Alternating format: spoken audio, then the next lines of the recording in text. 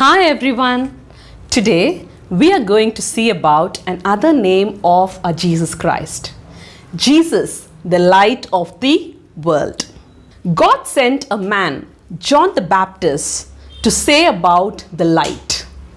And he said about Jesus, the light of the world.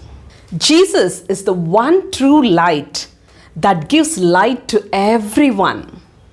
To explain in detail, let me ask you a very simple question. Why do we need light? We use light every time. Light gives us life. Light represents life. And why do we have darkness? Darkness means dead, or normally we go to sleep at night. Am I right? Let me give you a very simple illustration. The three playing blindfolded hide and seek game. One is blindfolded, the other person is hidden, the other one is the person who helps the blindfolded to find the hidden person. So the best thing here is to follow the instruction of the helper in order to find the hidden person. So what do you do here? You listen to the instruction and follow.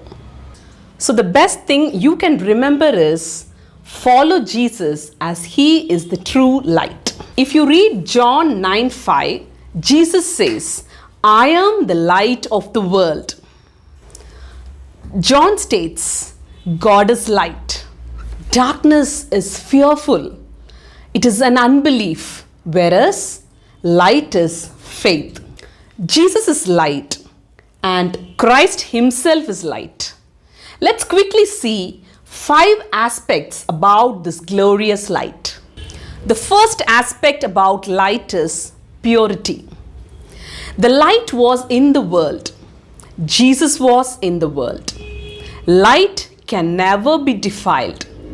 Jesus exposed sin, but he was never contaminated by sin. He is absolutely pure, totally undefiled. He can touch sin, but sin cannot touch Jesus.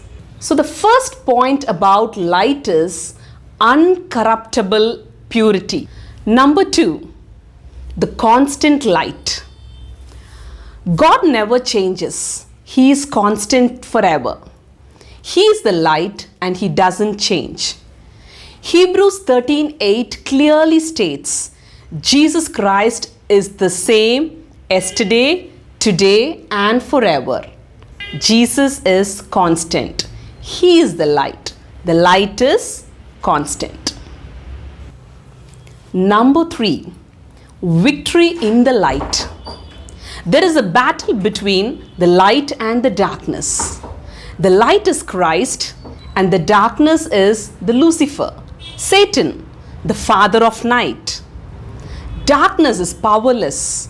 When the light turns on, the darkness flies away. One can block the light, but remember, you can never stop the light.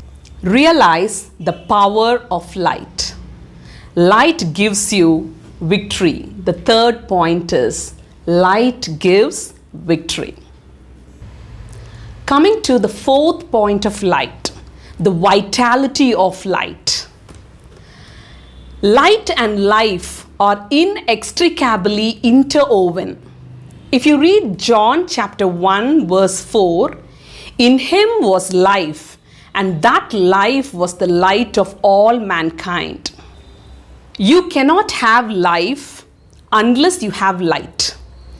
Man without Jesus is cold, dead, and dark. As we all know, light is the origin of life. Things grow with the light.